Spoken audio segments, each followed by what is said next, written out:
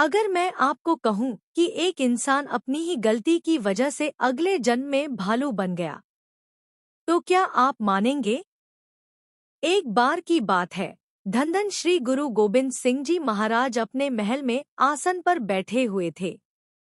दरबार सजा हुआ था। उस समय संगतों का बहुत बड़ा जमावड़ा था। ऐसे समय में एक मदारी अपने भालू के साथ आया। भारी भरकम भालू को साथ लेकर वह मदारी गुरु साहिब जी के दरबार में आ गया। मदारी ने गुरु जी के चरणों में विनती की, हे सच्चे पातशाह, यह भालू मेरी रोजी रोटी का साधन है। पहले मेरे 2 भालू मर गए थे। बड़ी मुश्किल और मेहनत के साथ घास खोद खोद कर और पैसे जोड़कर मैं यह भालू लाया हूँ। अब आप कृपा करें कि इस भालू को कुछ न हो और मेरा तमाशा दिखाने का काम अच्छे से चलता रहे। मैंने बहुत मुश्किलों को सहकर यह भालू खरीदा है। मेरी विनती है, मुझ पर मेहर करें गुरुजी, यह भालू सुरक्षित रहे और मेरी रोजी रोटी चलती रहे। गुरुजी, अगर आप मुझे आज्ञा दे तो क्या मैं दरबार में अपना तमाशा दिखा सकता हूँ? गुरुजी, यहीं पर तमाशा दिखाने का मुहूर्त कर लूं? उसने कहा कि डुगडुगी बजाकर भालू को नचाकर दिखाऊं। गुरु साहिब जी ने फरमाया, भाई रहने दे, तमाशे की कोई जरूरत नहीं है, भालू को नचाने की आवश्यकता नहीं है। गुरु जी के पीछे खड़ा एक सेवेदार, जो उस समय चंवर कर रहा था, जिसका नाम भाई कीर्तिया था, वह कहने लगा, गुरु जी, मैंने कभी भी भालू को नाचते हुए नहीं देखा है। गुरु जी ने कहा, भाई कीर्तिया, भालू को नाचते देखकर क्या होगा? यह कौन सी इतनी खास बड़ी बात है? लेकिन भाई कीर्तिया ने गुरु जी के वचनों की कोई परवाह नहीं की। वह मदारी से कहने लगा, कोई बात नहीं, तुम मुहूर्त कर लो, भालू को नचाकर दिखाओ।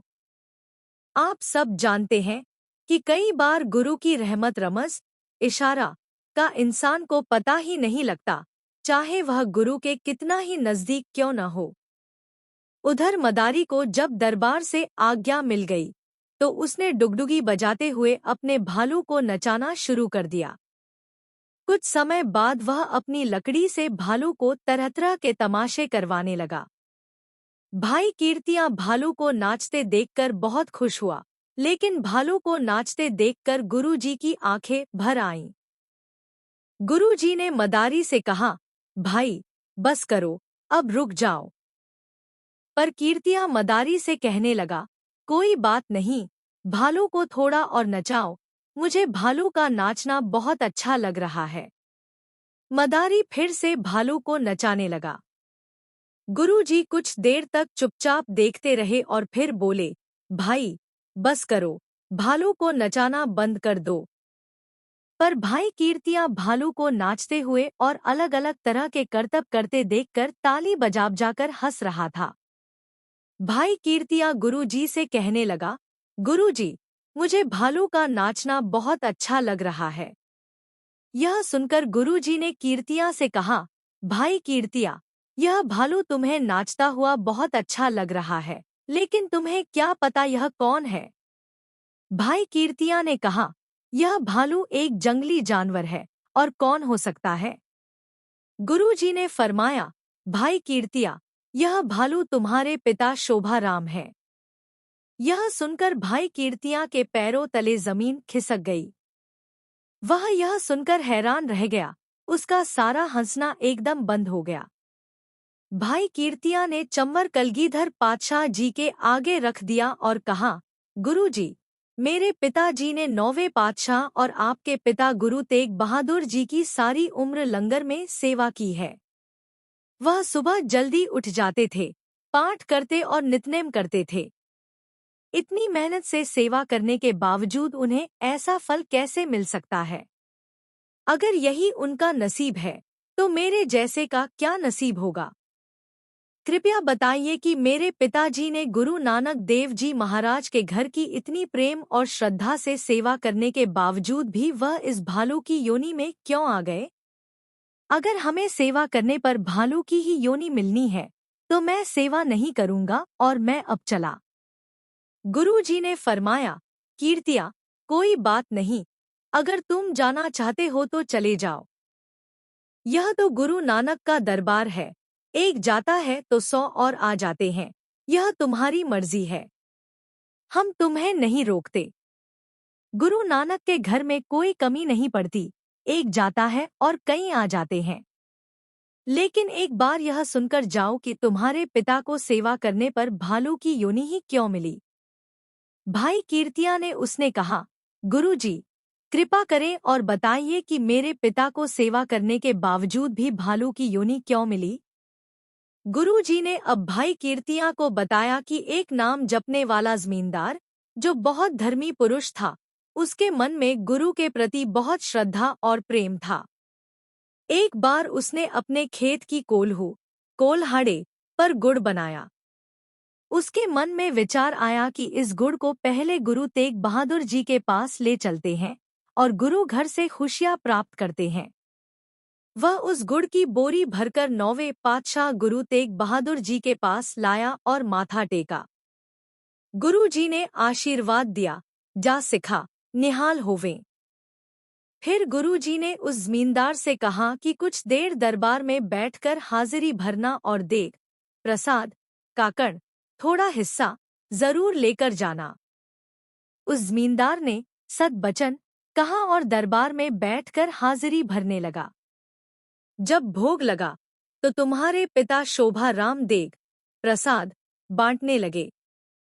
उस जमींदार का गांव बहुत दूर था और दिन ढलने वाला था। जमींदार तुम्हारे पिता के पास आकर कहने लगा, गुरमुखा, मुझे देग, प्रसाद का थोड़ा सा हिस्सा दे दो, मैं बहुत दूर जाना है, यहाँ दिन ढलने वाला है। तुम्हारे पिता ने जमींदार से कहा, बैठकर इंतजार करो, और देग की बाल्टी लेकर दूसरे पासे जाकर देग बांटने लगे। उस जमींदार ने फिर उठकर तुम्हारे पिता के सामने विनती की, गुरु का वचन है कि देग का थोड़ा सा हिस्सा जरूर लेकर जाना है। वैसे तो मुझे देग खाने की कोई इच्छा नहीं है। जमींदार ने पास आकर कहा, गुरमुखा, मुझे थोड़ा सा देग दे दो, मुझे बहुत दूर जाना है, दिन ढलने वाला है। तुम्हारे पिता ने फिर उससे कहा, बैठ कर रहो, ऐसे भालू की तरह मत उछलो। यह कहकर तुम्हारे पिता देग की बाल्टी लेकर दूसरी ओर जाकर देग बांटने लगे।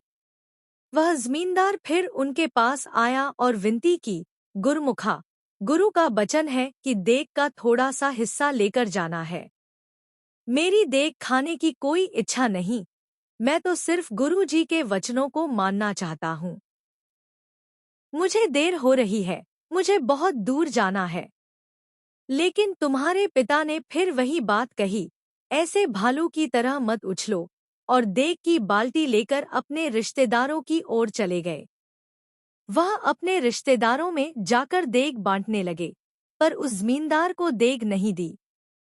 इसलिए गुरु की प्यारी साध संगत जी, गुरु घरों में अक्सर यह बात देखने को मिलती है कि जो व्यक्ति देग या लंगर बांट रहा होता है, वह ज्यादातर ऐसा ही करता है, अपने जान पहचान वालों, रिश्तेदारों और परिवार वालों को पहले देग या लंगर दे देता है। जब भी गुरु घर में कोई कार्यक्रम या समागम होता है, तो वहां सेवा करने वाले लोग अपने जान पहचान वालों के बर्तनों को दाल, सब्जी, खीर आदि से भर देते हैं। पर कई जो लोग दूर से आए होते हैं और जो प्रसादा, लंगर खाने के लिए बैठे होते हैं, उन्हें दाल, सब्जी, खीर आदि खाने को नहीं मिलती। और कई बार अंत में कह दिया जाता है कि दाल, सब्जी, खीर खत्म हो गई है।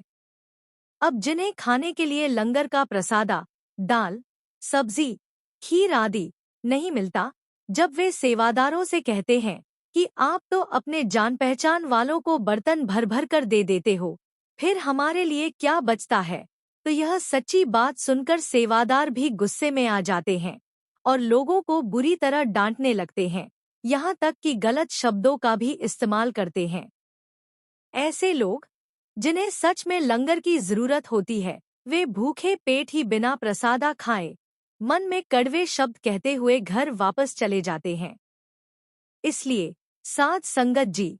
जिन लोगों को गुरु घर में प्रसादा नहीं मिलता, उनके मन में प्रसादा बांटने वालों के लिए बुरे विचार ही आते हैं और उन बुरे विचारों का परिणाम भी बहुत बुरा होता है। गुरु घर में सेवा करते समय इस तरह का पक्षपात नहीं करना चाहिए। जिन इलाकों में गुरु घर बने हुए हैं, वहां यह बात आम देखने को मिलती है। इसलिए गुरुजी ने बताया कि तुम्हारे पिता को उस जमींदार ने तीसरी बार फिर कहा, हे रब के प्यारे, मुझे बहुत दूर जाना है, मुझे देग का एक कण दे दो। लेकिन तुम्हारे पिता ने उस जमींदार को फिर हाथ से इशारा करते हुए कहा, बैठ जाओ, ऐसे भालू की तरह मत उछलो। और जब तुम्हारे पिता ने हाथ हिलाया तो देग का थोड़ा सा कण नीचे जमीन पर गिर गया। जमींदार ने उस कण को उठाकर अपने मुंह में डाल लिया और कहा, हे रब के प्यारे, गुरु घर में सेवा करते हुए ऐसे बुरे शब्द नहीं बोलने चाहिए। तुमने मुझे बिना किसी बात के भालू कहा है। मैं तो भालू नहीं बनूंगा, लेकिन तुम जरूर बन जाओगे। इसी गलती के कारण तुम्हारे पिता भालू की योनि में पड़ गए। उस धर्मी व्यक्ति का कहा हुआ वचन पूरा हो गया। यह सुनकर भाई कीर्तिया रोने लगा। उसने गुरुजी के सामने हाथ जोड़कर विनती की, मुझे माफ कर दीजिए, मुझसे गलती हो गई है। मैं सारी उम्र आपकी सेवा करूंगा, लेकिन मैं अपने पिता की यह हालत नहीं देख सकता। गुरुजी ने कहा, भाई कीर्तिया, अब बताओ, क्या भालू को और नचाए? भाई कीर्तिया कहने लगा, गुरुजी, मेरे पिता को माफ कर दीजिए, इसे और मत नचाइए। गुरुजी ने पास खड़े भाई दया सिंह जी से कहा, खजाने में से 50 रुपए लेकर आओ। भाई दया सिंह जी 50 रुपए लेकर आए। गुरुजी ने फरमाया कि ये रुपए मदारी को दे दो। भाई दया सिंह जी ने वे रुपए मदारी को दे दिए। गुरुजी ने मदारी से कहा, इस भालू को यहीं छोड़ जाओ, अब यह भालू हमारा है। मदारी कहने लगा, गुरुजी, यह भालू बहुत खतरनाक जानवर है, यह जिंदा भी फाड़कर खा जाता है, आप इसका क्या करेंगे? गुरुजी ने फरमाया, जल वाला बर्तन, गड़वा, ले आओ। गड़वे में से जल लेकर गुरुजी ने भालू के ऊपर छिड़काव किया। उसी समय भालू धरती पर गिर पड़ा और उसने अपने प्राण त्याग दिए। गुरुजी ने भाई कीर्तिया से कहा, हमारे पास आ जाओ। जब भाई कीर्तिया गुरुजी के पास आया, तो गुरुजी ने अपना तीर उसके सिर पर रखा और कहा, गुरु नानक देव जी का ध्यान करके भालू की ओर देखो। जब भाई कीर्तिया ने भालू की ओर देखा, तो उसे अपने पिता की आत्मा भालू में से निकलती हुई दिखाई दी और फिर वह आत्मा सचखंड की ओर जाती हुई नजर आई। यह देखकर भाई कीर्तिया गुरुजी के चरणों में गिर पड़ा और कहने लगा, गुरुजी, मैं पहले भी आपकी सेवा करता था, लेकिन मुझे यह नहीं पता था कि आप इतने बड़े दानी हो। मुझे समझ आ गया है कि अगर मैं भी आज भालू बन जाऊं, तो आप मुझे भी बख्शकर सचखंड भेज देंगे। इसलिए गुरुजी, मुझे माफ कर दीजिए। मैंने आपसे कह दिया था कि मैं चंवर की सेवा नहीं करूंगा, मुझसे बहुत बड़ी गलती हो गई है। इसलिए हमेशा सेवा करते समय ध्यान रखना चाहिए कि किसी को भी बुरा शब्द न कहा जाए और बहुत ही नम्रता के साथ सेवा करनी चाहिए। अगर कोई व्यक्ति कुछ कह रहा हो, तो उसकी बात को ध्यान से सुनना चाहिए और उसकी स्थिति को समझने की कोशिश करनी चाहिए। कभी भी अहंकार में नहीं आना चाहिए। यह नहीं सोचना चाहिए कि बाकी सारी दुनिया ऐसी ही है। गुरु घर जाकर किसी को भी बुरा नहीं कहना चाहिए। यह गलती जीवन में बहुत मुसीबतें पैदा कर सकती है। हम गुरु घर में सेवा करते हैं, तो यह नहीं समझना चाहिए कि हम किसी को कुछ भी कह सकते हैं। हमें यह नहीं पता होता कि जो व्यक्ति देखने में साधारण लगता है, वह गुरु के कितना करीब हो सकता है। उसे कहे गए बुरे शब्द उल्टा हमारे ऊपर ही सच हो सकते हैं। इसलिए अगर सच्ची सेवा करनी है और नाम जपना है, तो हमेशा नम्रता के साथ ही सेवा और सिमरन करना चाहिए। कभी भी अहंकार नहीं करना चाहिए। यह विचार मन से निकाल देना चाहिए कि मैं सेवा और सिमरन करता हूँ। मेरा क्या बिगड़ेगा?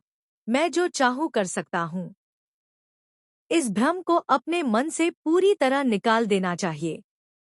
वाहेगुरु जी का खालसा, वाहेगुरु जी की फतेह।